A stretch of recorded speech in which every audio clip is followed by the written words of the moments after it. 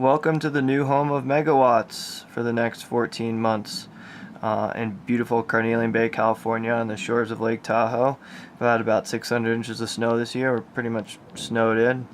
Barely able to get the van fit in here, and my wife is pregnant with our firstborn son and didn't want to have the baby inside the van. So now we're going to do episode 2, and let's get to it on our electrical system. So this is the centerpiece of our electrical system underneath our driver's side bench seat. On the other side we have our water system. We'll do a plumbing episode up shortly. So the centerpiece of our van is our energy storage, stored through chemical energy in these batteries. 2 Lifeline AGM batteries, 6-volt batteries, also known as Golf batteries. They're connected in a series, so we got the negative post of one to the positive of the other. And then this becomes a 12-volt system of 300 amp hours. You don't really want to use more than half your battery capacity, so we really have 150 amp hours of capacity. That's how you can do your calculations on how big of a system you really need. And it's always better to a little overdo it rather than underdo it. So this is how we store our energy here. And then, so we have our Blue Sky Energy 30 amp solar controller right here, and that flashing dot means we're doing a float charge right now. So we have our cord coming in from our solar panels up on the roof down into the bottom here.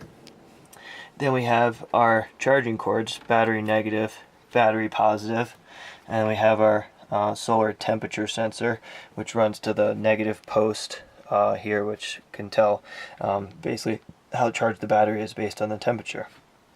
So the electrical energy comes in through the solar panels here, then it comes out through here through the positive post, and you always want to fuse your positive line with a breaker. This is a 30 amp breaker or a fuse.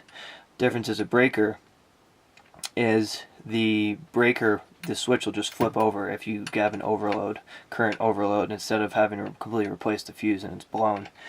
So then that will come in through the other side of the fuse to our positive post here, and then our white cord, our negative, goes to the load side, of the shunt.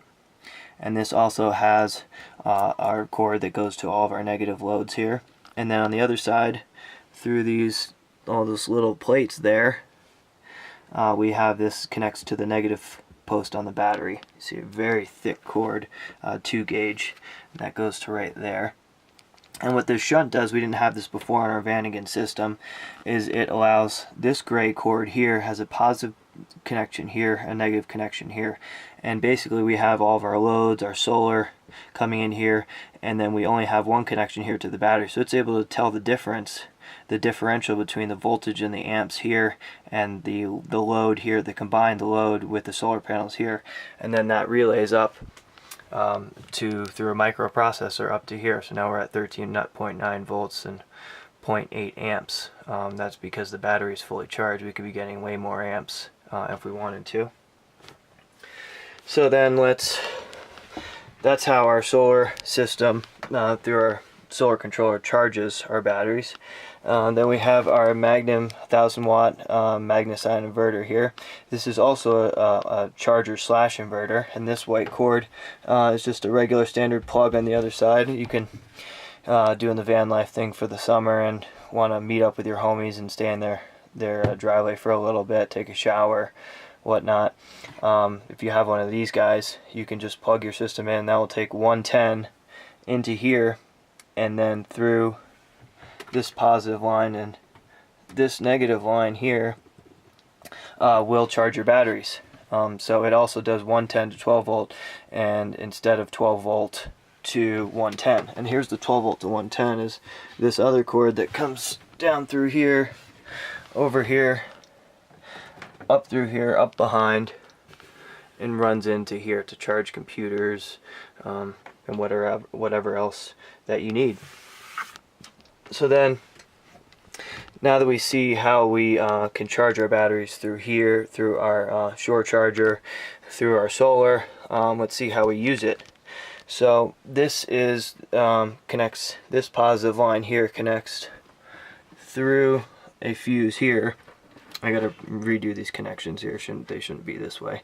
It was just hard to find a quick connect type thing with such a thick cable, such a thin cable. So that goes through here, and here's our positive load switch. I put a load switch before the distribution panel, so when we're not using the van, you just simply flip that off and everything in our house system goes off.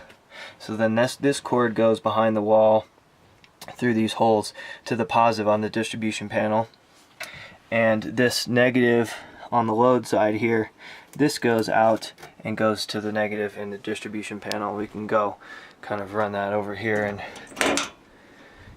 kind of see what we got here. So this comes in, take this off, I have it a little bit overloaded. Here's the positive here.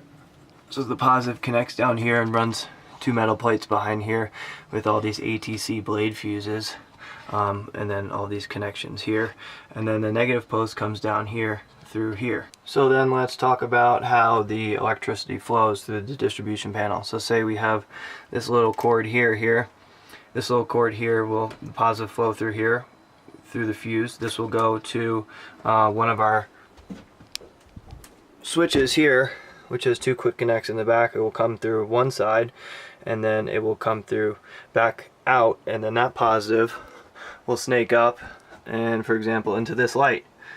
And then the other side of that will lead to the negative post here. So that's the complete circuit, and we have that switch over there. When it's switched on, it allows the circuit to be completed. Simple electricity stuff you did in middle school. And yeah, and then we can come down here. You guys can see this is our second way that we charge our house system. So this is a switch. That's a switch there. A fuse, and our ACR, and these are all this red wire is all connected through the switch, and it goes to the positive post on our start battery, which is connected, the alternator is connected to the positive post in the start battery, so we can get the alternator charge when we have this switched on. I have that there because when our batteries are full, even the ACR will still go on, and when we're driving it'll be just pumping 20 amps into the batteries, and we don't want that. So I have it off right now, and there is a on-off switch for our solar panels too, so we can turn those off and save the solar panels life. And then I think we've gone through how we distribute power, how we charge, how we store, and then so here is our Magnum Energy little remote that connects to the inverter down there, which we will create a little bit more space for. We had a lot of YouTube comments saying how there's not enough room down there for it to breathe, because if it does get hot, it gets very inefficient. And yeah, so then I have a nice little diagram here as well that you can take a look at and pause the video, and this will give you a good idea of how to run your own system, or just want a more detailed look at what we have. Then I also had a couple websites that I found a lot of information on, and sizing your battery for your system and your needs. We have batteriesnorthwest.com/battery school, batterystuff.com, and that's under knowledge base and tutorials, and amsolar.com. They have a lot of DIY instructions. They explain how solar panels work, everything. And if you're a curious mind like me, you can just spend hours and hours and hours looking at this stuff, and with a little time, a little energy, and some money, you can build your own system, off-grid system for your van, and just kind of have as much power as you need, and never have to turn on your engine and hang out at a camp spot on the river, down by the river, for as long as you want. So thanks for watching, guys, and hopefully I didn't say too many times, and we will see you soon. Peace.